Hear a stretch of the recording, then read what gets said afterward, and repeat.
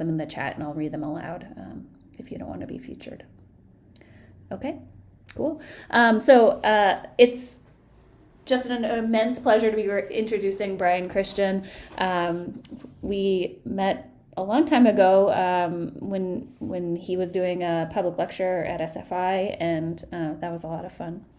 And we really want to get him out here in person sometime, so this will just be sort of a little appetizer of getting to know Brian. And he's just an amazing author. He's written really cool sort of science books, and I think some of us have ventured into his newest book, which is called The Alignment Problem, and talks about how machine learning sort of may or may not align with some of our human values.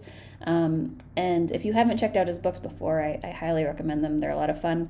I also I have the physical book, but I've also been listening to the Alignment Problem on Audible, which was kind of funny because you read it and I'm like, oh, hey, it's Brian. So that's been a lot of fun too. But yeah, so without further ado, with my bumbly little introduction, I'll pass the mic over to Brian. Great. Well, thank you so much, Juniper. It's a real pleasure to be here. And thank you for the invitation. Let me see if I can get a screen share going.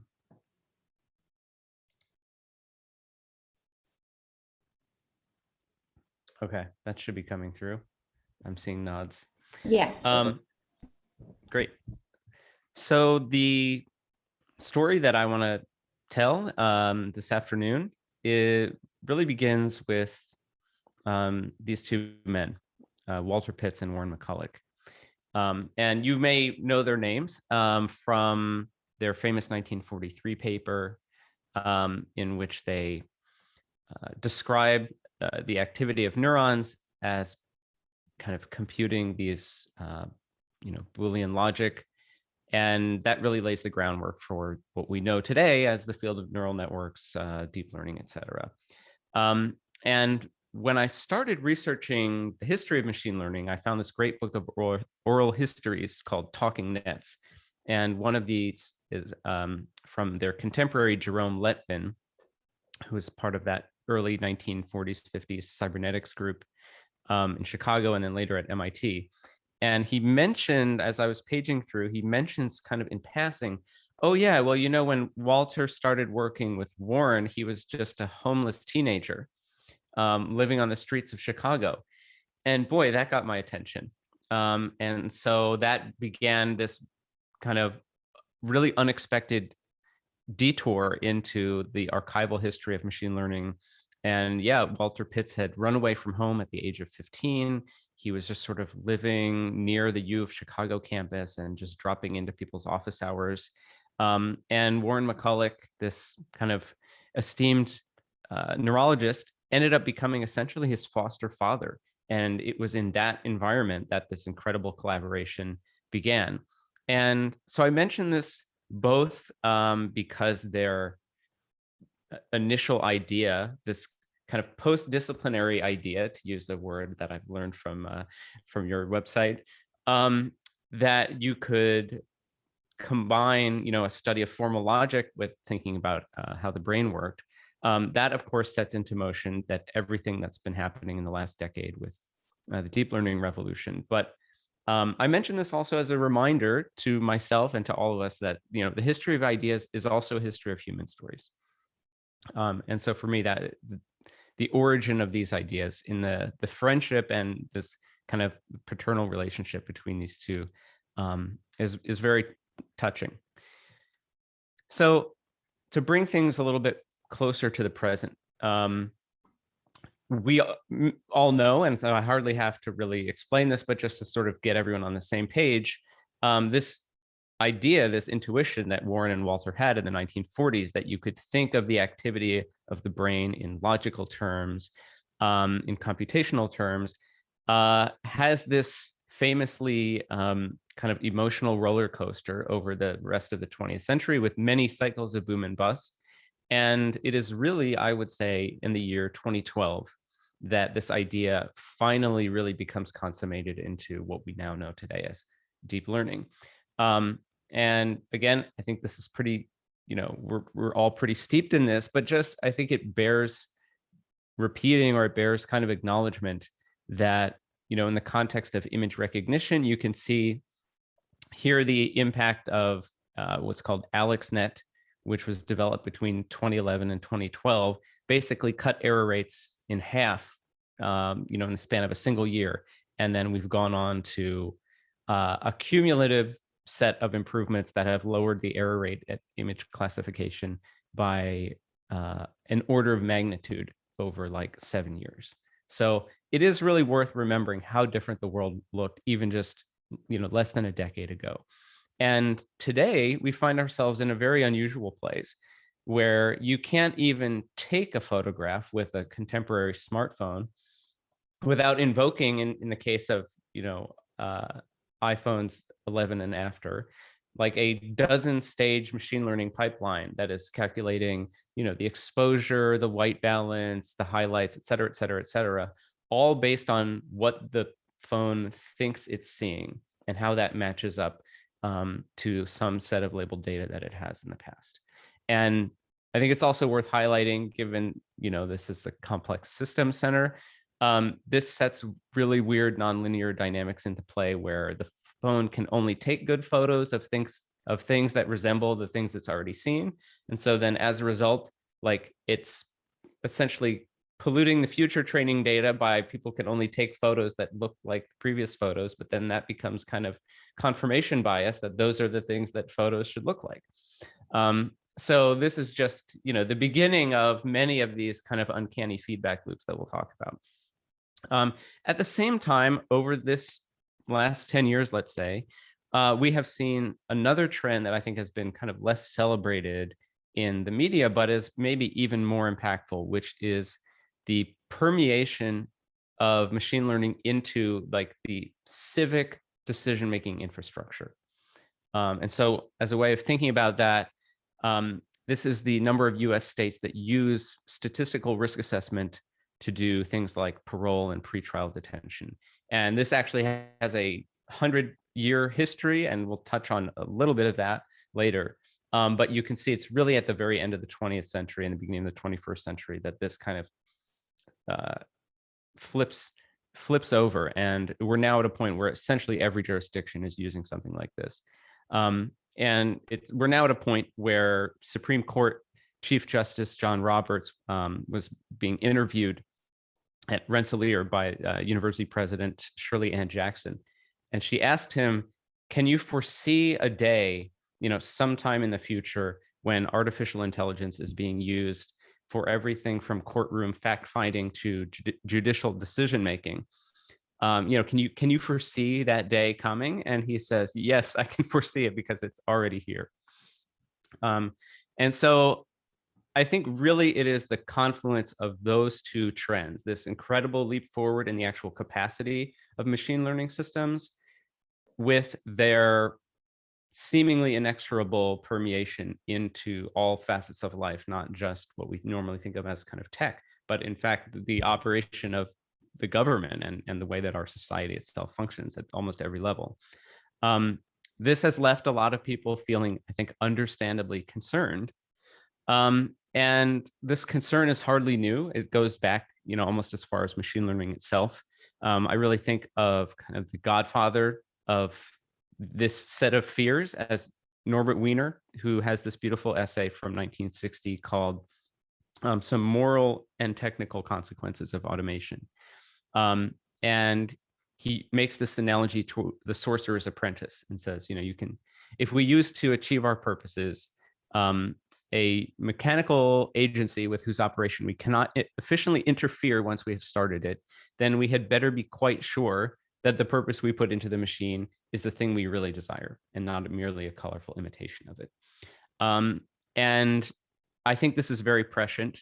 And this, I think, is a very early and pretty concise way of distilling the fear that a lot of people have about AI, which is, of course, not that it's going to sort of turn on us in some malevolent way, but it's more of the sorcerer's apprentice scenario of we are slightly imprecise in what we ask for, or it generalizes in not quite the right way, and then it starts taking this whole system off course.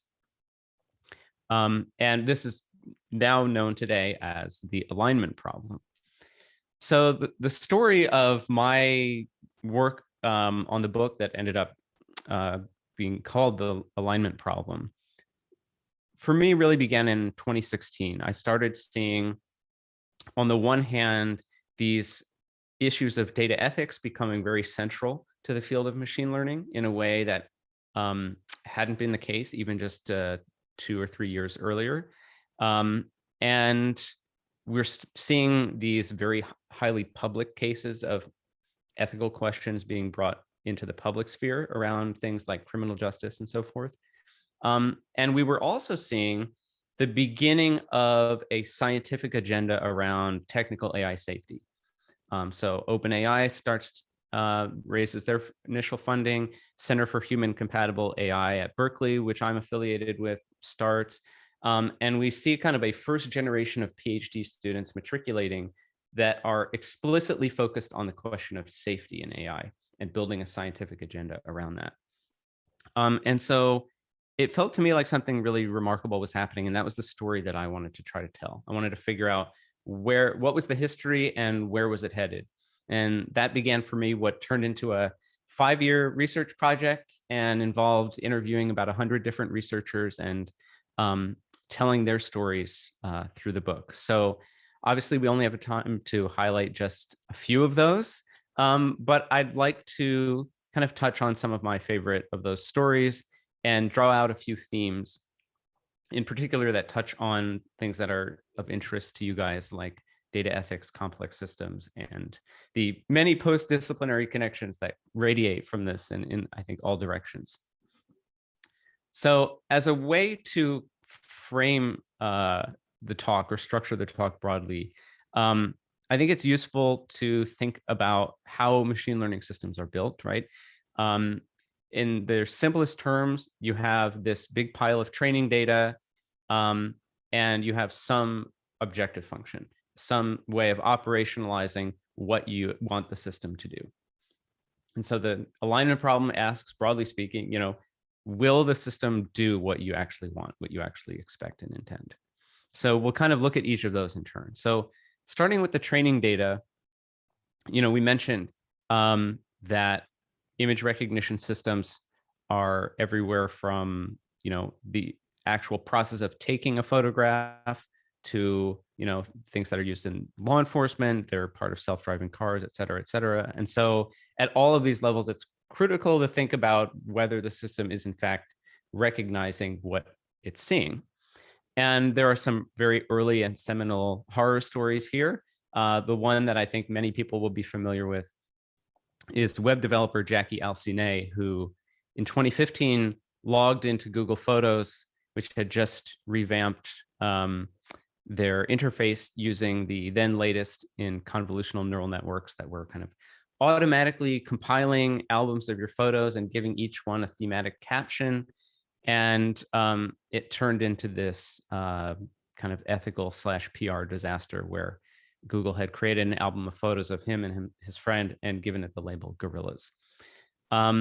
This incident, I think, really galvanized a movement of scrutiny around, what the heck is going on in these data sets such that these sorts of errors happen. And I think the work of people like MIT's Joy Buolamwini, Timnit Gebru has been really seminal here. They've done some work on kind of creating new data sets that are more representative across both skin tone and gender, and showing how contemporary face recognition, face classification systems are off by literally orders of magnitude as you go from one end of that spectrum to the other. And I think their work has had an enormous impact in just the last couple of years. I think it's, for me, very fascinating to step back and look at the culture shift within the field of machine learning broadly in terms of how we think about some of these data sets. So one of the biggest data sets that has been used by academics is called Labeled Faces in the Wild. And this was developed, I think, at UMass Amherst in the late 2000s. and it was compiled by scraping newspaper images, because they come with their own label. The caption tells you who's in the image. So it's really great, if you're trying to build a quick and easy data set. If you look at the original labeled faces in the wild paper, they say this set clearly has its own biases. For example, there are not many images that occur under poor lighting conditions, et cetera, et cetera. However, the diversity of pictures present is very large. And I'm not trying to pick on these particular researchers so much as to highlight this is kind of how the field was talking. When we were talking about biases, we meant lighting and pose. And, when we were talking about diversity, we meant, which direction is the face pointed and so forth. Fast forward, and starting in the fall of 2019, labeled faces in the wild now comes with this giant red warning label attached that says, like, warning, many groups are not represented in this database. There are very few children, no babies, few people over the age of 80, et cetera, et cetera, et cetera. And I think that really shows us that just what we even mean when we use words like bias and diversity has totally changed in the span of just the last several years. Okay, so these sorts of issues of, are things adequately represented in the data, obviously has ethical implications. It also, I think, has literal safety implications. So this is head of AI at Tesla, Andrej Karpathy. And he recently gave a talk where he was talking about that, why he loses sleep. And he said, as a PhD, 95% of his sleep loss was worrying about models and algorithms. And today, as actually overseeing self-driving cars at Tesla, 75% of his lost sleep is about data sets and whether they are representative, whether they contain all the things that the car is actually going to encounter in the world. And so I think, in my view, to an underappreciated extent, this is really a very similar problem that's happening, in one community that ostensibly is focused on ethics, the other community ostensibly focused on safety, but from a kind of foundational level, it's the same problem. And we've seen this, unfortunately, in actual self-driving car accidents. So there was the Uber car that killed a pedestrian in Tempe, Arizona in 2018. And not long ago, the National Transportation Safety Board report came out, and I think it's very, very fascinating to read their analysis of everything that contributed to that crash. And one of the most eye-popping things from my perspective was that apparently the training data didn't include jaywalkers. And so the system, of course, had a pedestrian detector, et cetera, but it had only ever seen people crossing the road at crosswalks and intersections and stop signs. And so just was totally, bewildered that a person might exist in the middle of a road. And so that's the same set of questions around, does the data really represent the world into which we want this system to be operating? There are questions of how can you identify in a trained model whether these sorts of bias and kind of unrepresentative issues occur, because often you don't have access to the original training data. You just have sort of the final weights. And so what do you do after the fact? There's been a lot of really exciting interest in this question from the sort of transparency interpretability community. I think of Chris Olah, who has been at OpenAI for many years, as kind of leading some of this work. He's done some great stuff in terms of visualizing super stimuli for category labels. I assume some of you have seen some of this work. And this is a great way to do a kind of sanity check on, do the categories that this model has been trained on, actually reflect what we have in our heads when we think of those categories. So in this case, anemone fish, banana, parachute, yeah, that seems about right. But if you ask it to output a dumbbell, you see that dumbbells come with these weird disembodied flexing muscular arms attached, which tells us something really interesting. The model has learned, I think appropriately, that dumbbells are often found at the end of a flexing muscular arm. Fair enough. But this could be very useful for implying that the model won't generalize to dumbbells that are on the ground or on a rack or something like that, right? So this is a toy example, but that might suggest to us, certain kind of regimes in which it's not safe to use this system.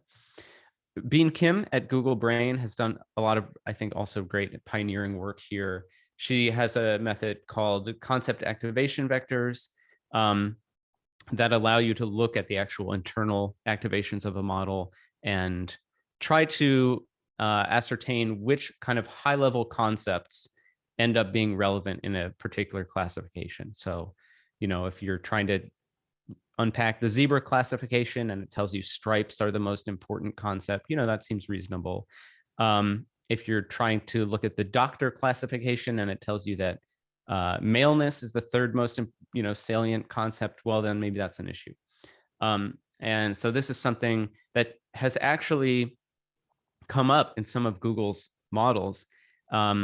She was looking at, I think, Inception 3, but one of Google's models at the concept of something being a fire truck.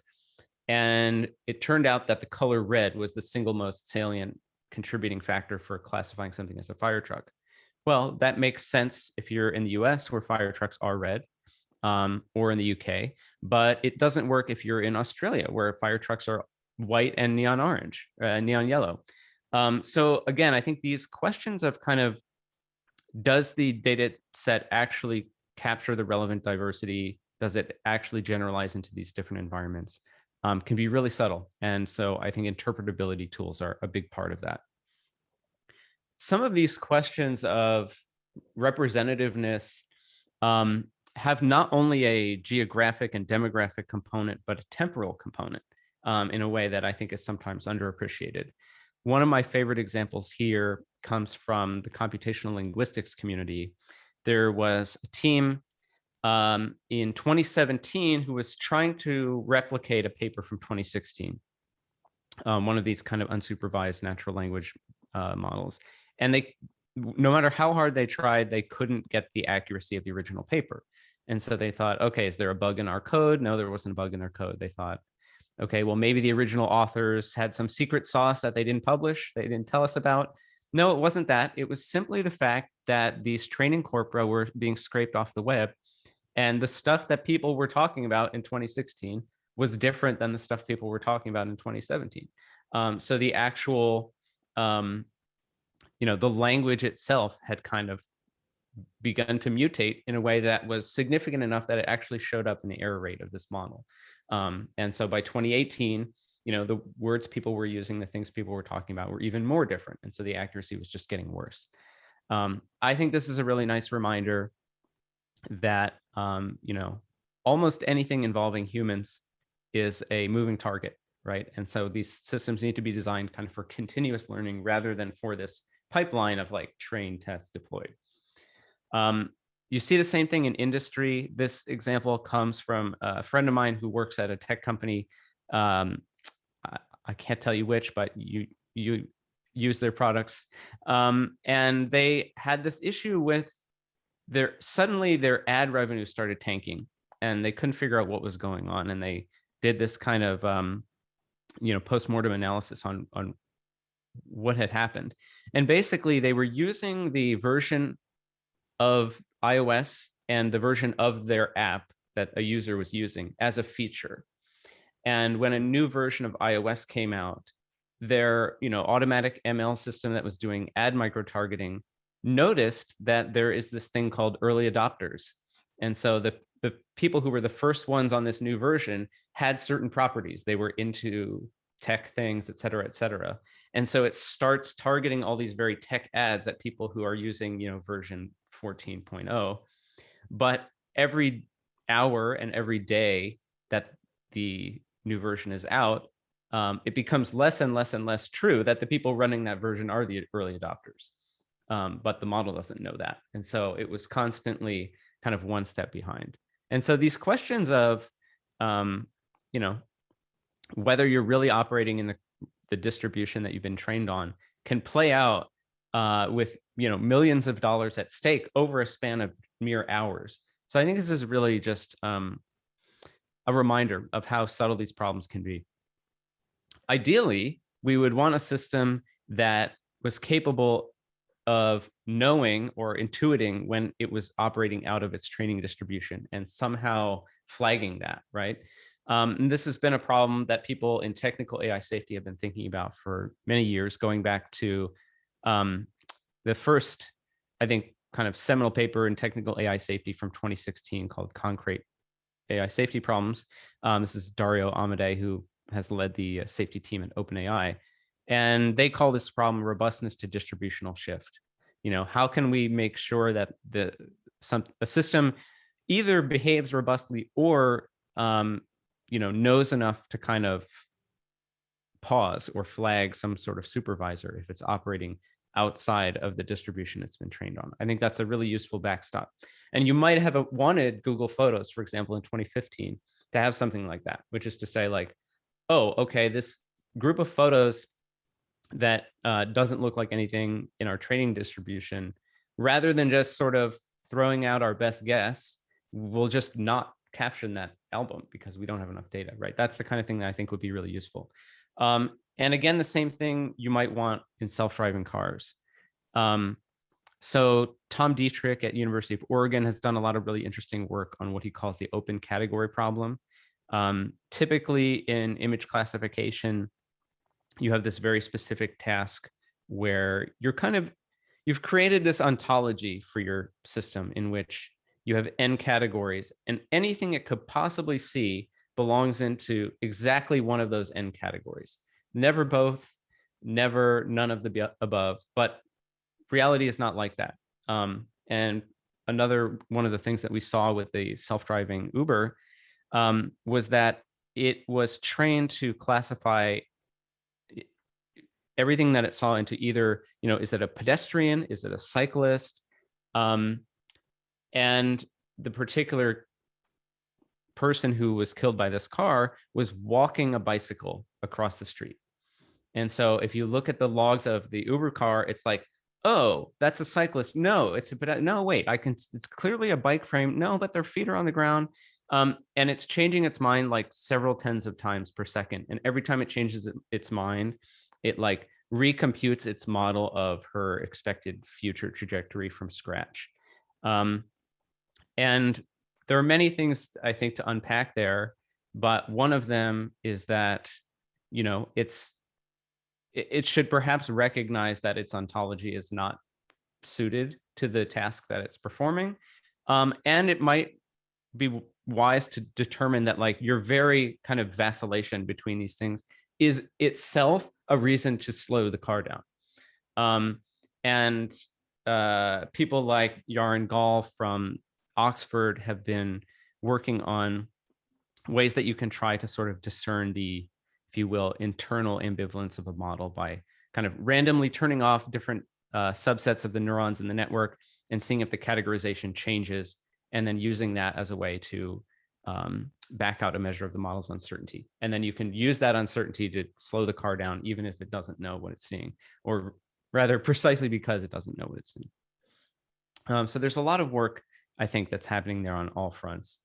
The second half of making machine learning systems do what we want is the objective function. How do we actually operationalize what it is that we want this system to do? Which turns out, as you know / can imagine, to be every bit as tricky as issues with the training data. So I think a useful case study to be thinking about objective functions in machine learning is their use in criminal justice, which, as I mentioned at the beginning, has a century-long history. It really begins with this man, Ernest Burgess, who was appointed by the chairman of the Parole Board of Illinois in the 1920s to determine whether parole was in fact useful at all. The chairman of the Parole Board had this weird hunch that we were just letting bad people back out on the street for no reason. And he does this study in 1928 and concludes, there's no doubt there are people who can be rehabilitated, and we can predict who those people are, and it's going to be good for them. It's going to be good for society. And the chairman is persuaded, which is really interesting. And that kicks off, as we said, this 100-year process of these sorts of risk assessment models getting used more and more and more. And in some ways, the emergency brake was pulled by Julia Angwin and her team at ProPublica in the summer of 2016, they did a analysis of one of the most widely used risk assessment models, which is called COMPAS, showing that there are apparent significant disparities in the way that COMPAS classifies Black and white defendants. However, it turns out to be very complicated to determine what it is we mean when we ask the question of whether a model is fair or unfair, and how we actually operationalize that question mathematically gets us very different answers. And one of the people who's, I think, been doing some of the seminal work here is Moritz Hart from UC Berkeley. And he and his collaborators have kind of unpacked some of these different operational definitions of fairness. So the classic definition that's been used by criminologists for several decades is what's called calibration, which basically means, if you're assigned a risk score of 8 out of 10, you have the same probability to be rearrested as someone else who's an 8 out of 10, regardless of whether you're, in this case, Black or white. And so, an 8, the semantic value of being an 8 out of 10 kind of is invariant across the group. And I think that captures something of what we mean for a system to be fair. But there are other ways of defining fairness. You can think about the sorts of false positives, false negatives that a model makes and say, for all of the people that were misclassified by this model, were they misclassified in the same way? And it turns out that COMPAS satisfies the first of these definitions, but not the second, which led many computer scientists to try to analyze, to what extent these different desiderata could be mutually satisfied. And basically simultaneously, a number of people, including John Kleinberg at Cornell, Alex Choldachova at Carnegie Mellon, and Sam Corbett Davies at Stanford, conclude no. For mathematical reasons, you literally can't satisfy these things at the same time. And so there's a very complex and nuanced question of, what is the space of trade-offs that's available to us within those different definitions?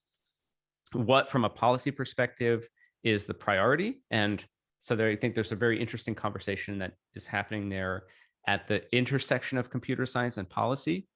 And for me, there's an even bigger question which this invites, which is, what is it that we really want these models to do? And I think there's a whole set of questions there that really wasn't being asked until the last several years. So this question of what is it that we really measure has, oddly enough, this 80, 90-year history. If you go back, I was looking at some of the Chicago Tribune articles after the very first statistical risk assessment system was implemented in Illinois. And here's an op-ed from a conservative state senator, Elmer Schnackenberg. And he says, there's something really weird here, because just because someone isn't caught committing a crime, he's listed as having, been reformed. And, not only do we continue to let him, go on his crime spree, but he becomes part of this training data that says, oh yeah, release more criminal masterminds like that. So just because someone can avoid getting caught, now we've created this chain reaction where we're releasing all the other people that are outsmarting us. And I think it's really interesting to see that argument being made in the late 30s, because fast forward to the 21st century, and today, most of the critiques of risk assessment systems are coming from the left. And it's the progressives that are saying, now, wait a minute, just because someone is wrongfully arrested, wrongfully convicted, not only have we ruined their life, but they're going to be sort of tagged in the data as someone who was, a bad person, and it's going to recommend detaining more people who resemble them. So in some ways, the political valence of this critique has flipped, but it's the same argument that's being made in both directions. And I think there's a very, very critical point here, which is that you can't actually measure crime. We don't have data on crime. We have data on crime that becomes known to police, arrests that police make, et cetera. And so any system like this is not actually predicting criminality, it's predicting arrest. And that ends up being, I think, a crucial thing that is often lost sight of. There are many cases like this throughout machine learning where there is some kind of slippage, there's some kind of proxy between the thing we're actually measuring and what we care about. And you see this even in image recognition. So I mentioned that Andrej Karpathy from Tesla, he, in his graduate student days, was the human guinea pig for the ImageNet competition. So he trained himself over a period of 2 weeks to manually classify these different images and became sort of the human baseline. And it's this kind of cute story. He was able to get up to, I think, 95% accuracy by teaching himself all about these different obscure dog breeds and so forth. But there's a deeper question here, which is, 95% accuracy with respect to what? The ground truth? But like the people who assemble the ImageNet database, like, don't know some deeper truth about the content of an image. It's just what people on Amazon Mechanical Turk said was in the image.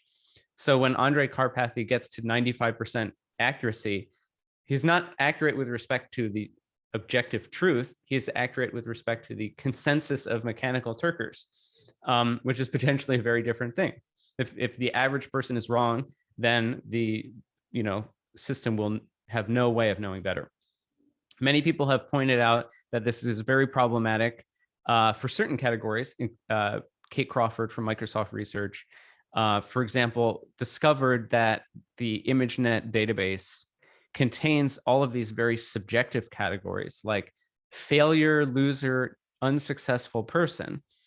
And you can find images that resemble what Mechanical Turkers think losers look like. But as she points out, we don't know anything about these people. They can be completely successful, self-actualized people. How would we know?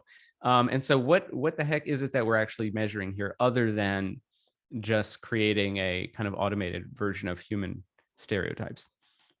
Okay, so this image, this kind of question of, is the thing we're measuring really the thing? And there's a separate question, which is, once we make a prediction, how is the prediction going to be used? What intervention in the real world will happen as a consequence of the prediction that we make, which is sort of, again, at the membrane between the machine learning part of the problem and the policy part of the problem. But I think a lot of the critical ethical issues are sort of falling down that exact crack. So if you look at the output of the COMPAS system, which is the one that ProPublica wrote about, it looks something like this. And so you can actually get interested in these questions of data ethics from like a human computer interaction or sort of a user experience design perspective, and say like, okay, you're some judge and you've been given this, like, what is your actual experience of this information? And, I talked to the designers of COMPAS and they said, yeah, well, we clearly labeled like the criminality risks in red and the kind of social needs in green, like this person has a chemical dependency issue, or they don't have, secure housing or whatever. And the idea is that, you punish them for the red things and you provide them like social services for the green things. But it's not necessarily used that way in practice. In fact, people often just use these as all the more reason to incarcerate someone. And so I think the time has come for something in the world of machine learning that resembles, what you see on a medicine bottle that says, use this only as directed, use the risk scores to measure risk and the need scores to measure needs. And I think there are many, many questions here about this transition from the actual prediction of the model to the way that that prediction is used to change something about the real world. I think there's a very provocative study here that comes. Jessica Saunders from the Rand Corporation did a study of predictive policing in Chicago. And the Chicago Police Department had built a model that could predict a group of 1,000 people who had a 100x elevated risk of being victims of homicide. And it turned out that this was, accurate, calibrated model. But what do you do with it? Like the Chicago Police Department was never able to figure out what to do to make those people safer. Do they send an officer around to their house and just say like, hey, be careful out there? like, what do you do from a like actual kind of public safety standpoint? And so there was nothing wrong with the model, but they weren't able to actually use it to make any kind of change. I think that's really interesting. Jennifer Ellick from the National Center for State Courts has done some really interesting research on models that predict failure to appear for your court date.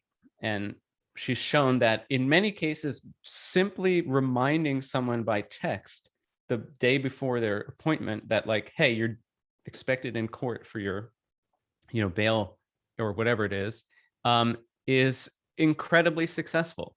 And so I think there's an important question of like, just because a model can accurately predict who will fail to appear, for their trial or whatever, does that necessarily mean that you like identify the risky people and incarcerate them? Well, maybe you just need to send them an SMS. So again, I think there are a lot of questions here that really occur at the boundary between the model making part and the kind of actual real world intervention.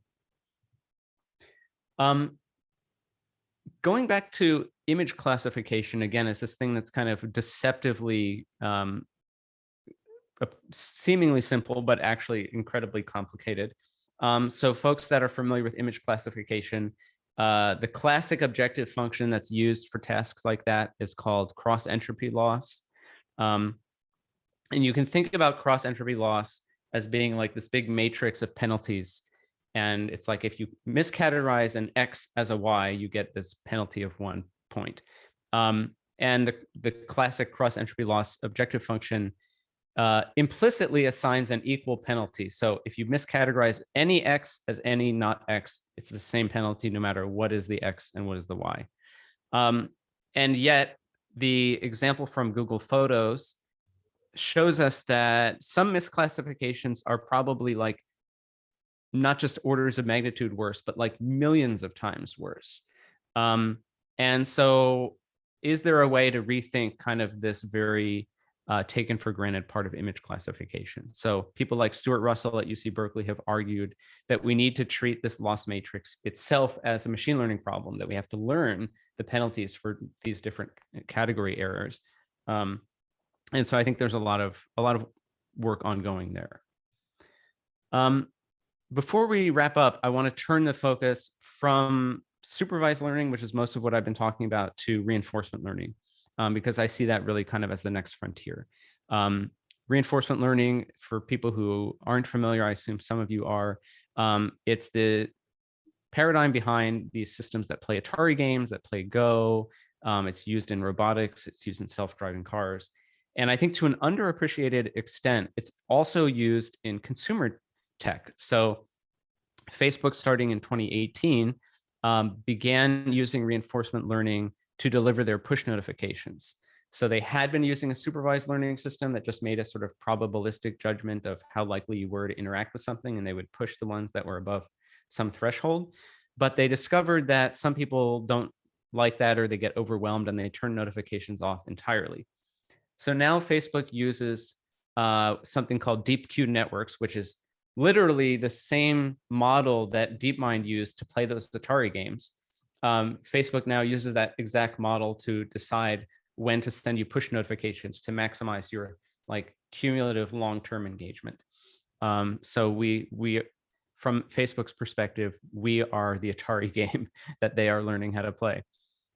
And so in reinforcement learning systems, they're based on this idea of maximizing points over some time horizon. And this is called the reward function. Most video games, that's a very reasonable thing to do. It works in Space Invaders, it works in Breakout, but it doesn't actually work for all video games. So this is a game called Coast Runners, and famously a team at OpenAI was using deep reinforcement learning to try to play this game, but they discovered that maximizing points does not lead to the same behavior as actually winning the game. So this is their agent has learned to just spin circles in this little harbor, getting these power-ups infinitely, and losing this boat race, which is what it's actually supposed to do.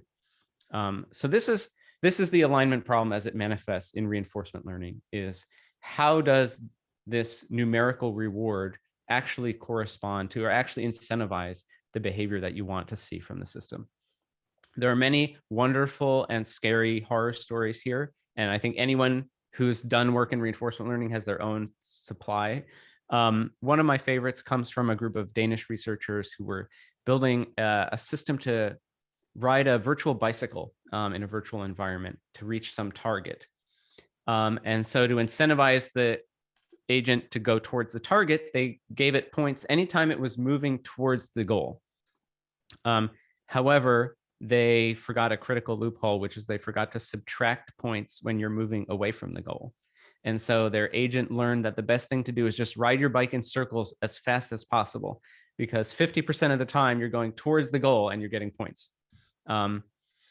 And a similar thing happened with David, Andre, and Astro Teller in their graduate student days at Stanford. They were building a robot to play soccer.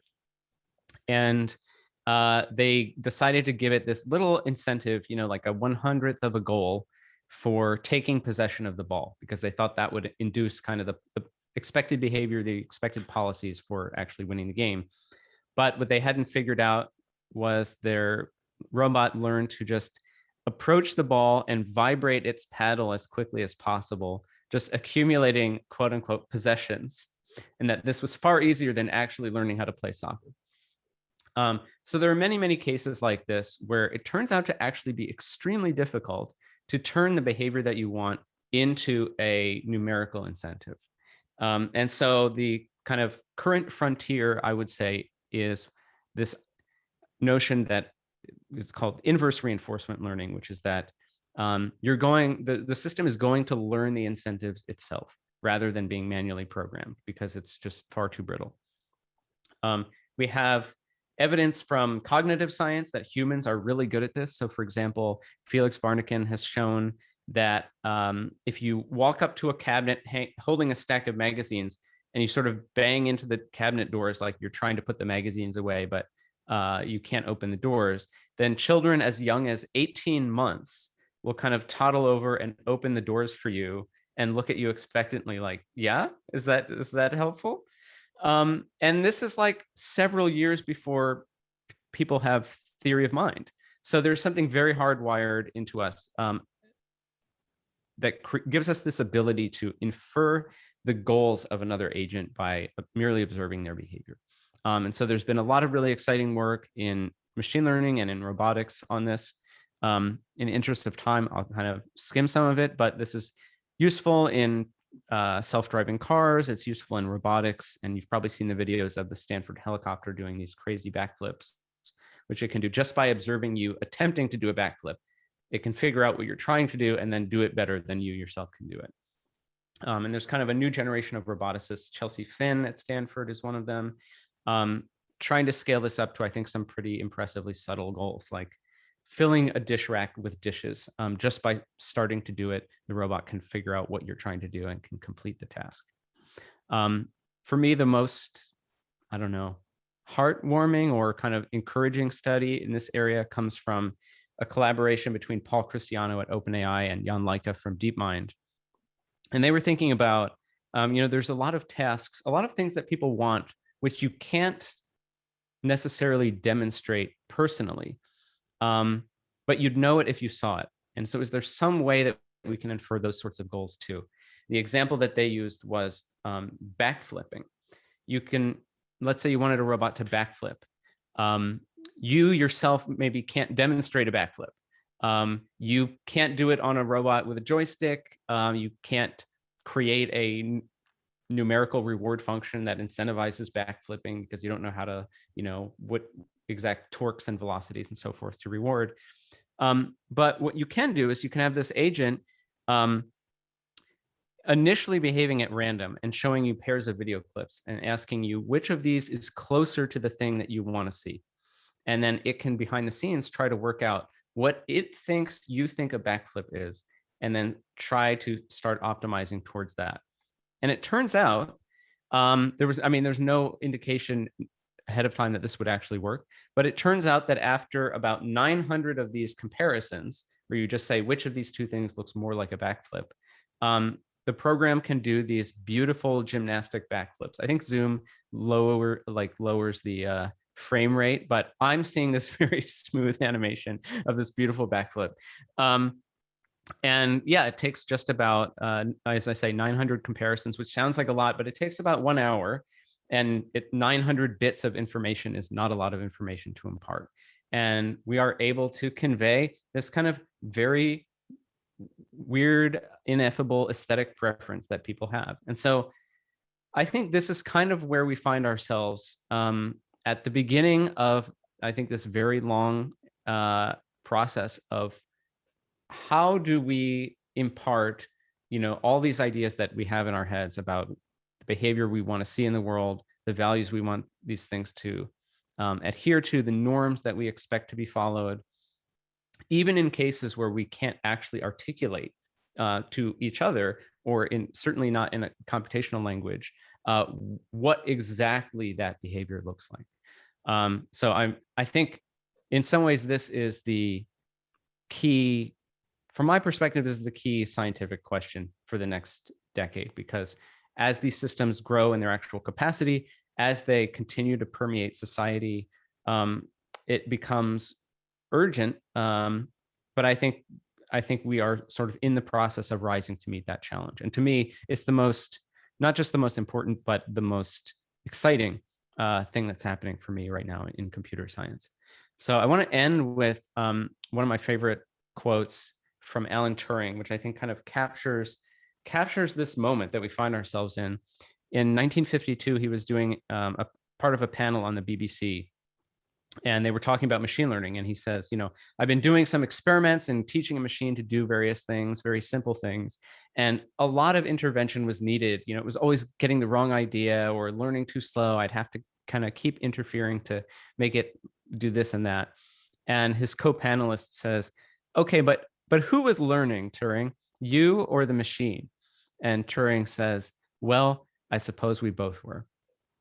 And for me, I think that's a very, very beautiful way of summarizing this moment that we find ourselves in.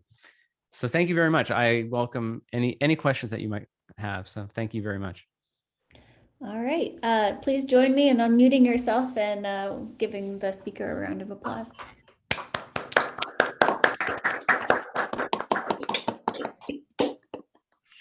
Well, so you can either unmute yourself or write a question in the chat or raise your little virtual hands, and we can start our Q&A. Morgan. Thanks for the interesting talk.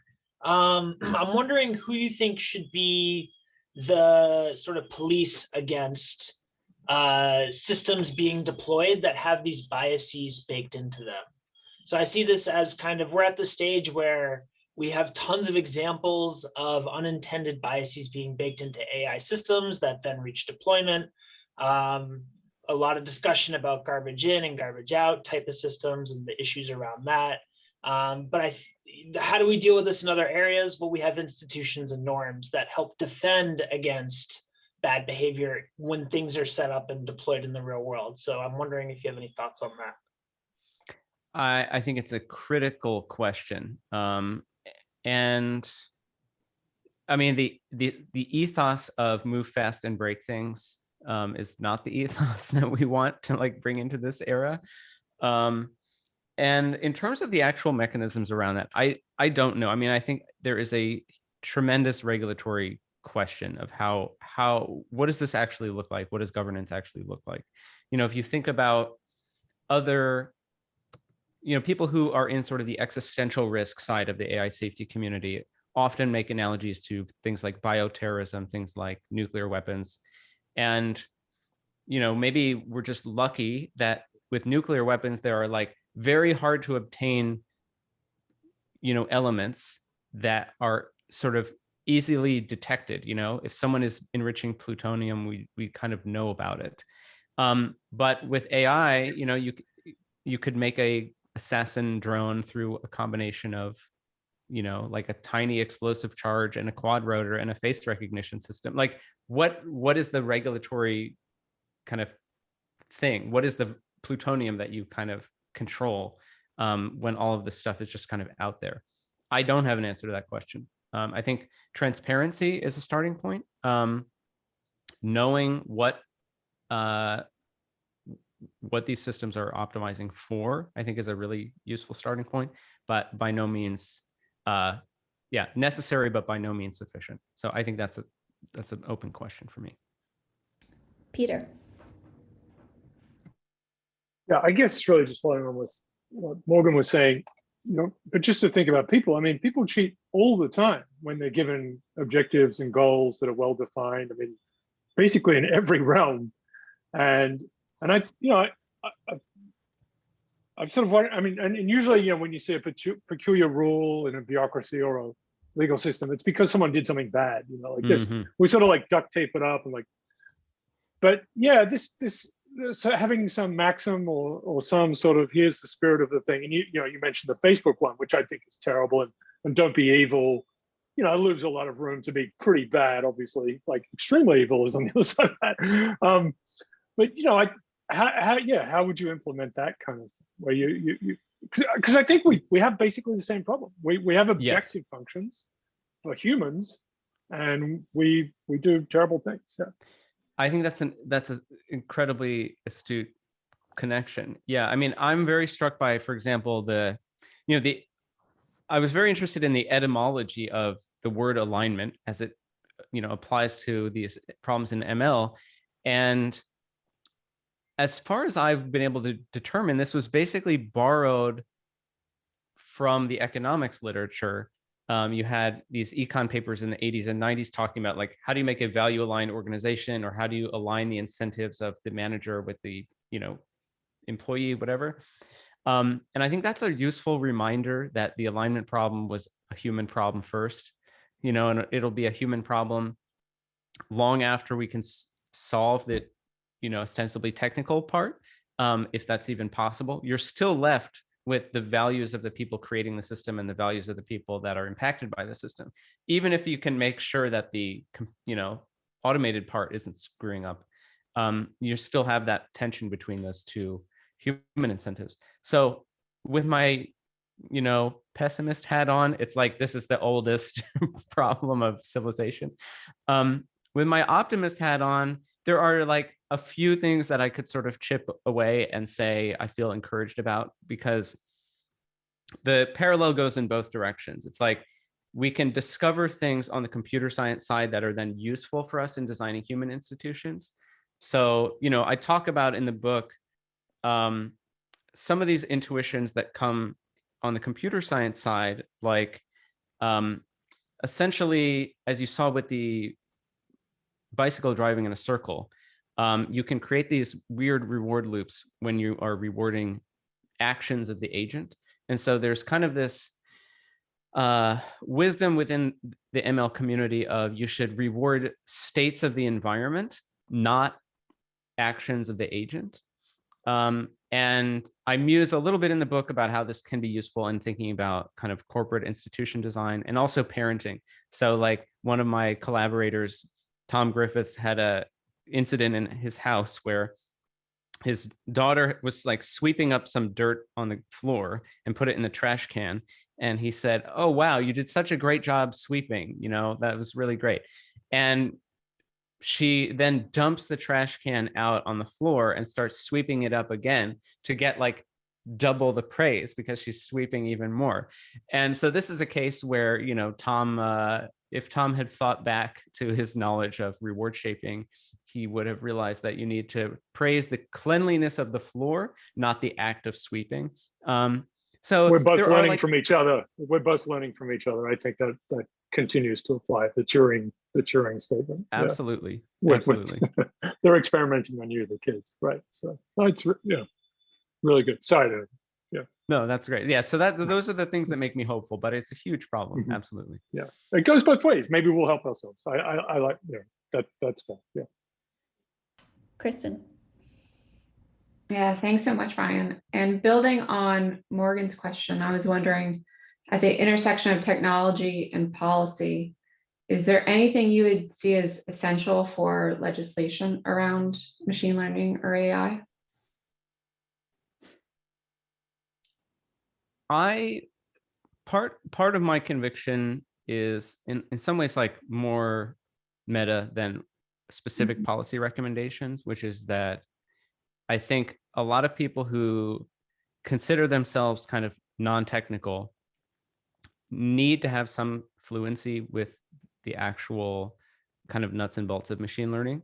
You know, like if you're a judge that has been on the bench for 25 years, suddenly this law gets passed, and now every time you make a pretrial detention decision, you're being handed this kind of data sheet, and you don't really know how the model's built. You don't really know whether this person is, you know, in or out of the training distribution. You don't know the difference between a 8 and a 6, or, you know, how to interpret the model's quote unquote confidence. All these things, for me, it was very eye-opening. I spent a day with the San Francisco district attorney going to arraignment hearings. And this was like two weeks after San Francisco started using this thing that's called the Arnold tool, which is by the Arnold Foundation, and it's kind of their version of Compass. And it was really interesting to hear how judges were articulating their interaction with this tool, you know, and I think there's kind of a disempowering frame that a lot of people have of like, okay, well, I'm not a computer person, but this thing says that you're risky, so I guess I just have to put you in jail. And so a big part of what I want to do in the world, and what I hope the book can do, is to give people like that, you know, I don't think those people need to do a computer science degree, but I think having a little bit of an intuition or a little bit of a vocabulary for what they're dealing with is just necessary. I mean, I think this is just kind of part of the core curriculum of being a citizen in the 21st century. Great, thank you. Yeah. Do you know what you're going to work on next, Brian? I have a few ideas. Actually, the next thing that's coming down the pipeline is a project that I've been working on in the background for the last few years, which is a sequel to Algorithms to Live By that looks at distributed systems. And that's going to be coming out in a few months as an Audible series. So that'll be fun. It's kind of an exploration of a different medium. So Tom and I, you'll hear our voices, you'll hear the voices of all the different people that we interviewed. And we try to draw parallels the same way for people who know Algorithms to Live By, that it is looking at kind of individual human decision-making from a computer science perspective. This new series is going to look at group decision-making and group behavior from a distributed systems perspective. So if that's up the alley of the Vermont Complex Systems Center, I'd be delighted to come back and talk about that sometime later. That's definitely up our alley. Yeah. Yes. Okay. I think we're out of time, and I'd like to invite you all to join me in thanking our speaker one more time with a round of applause. So you can unmute yourself.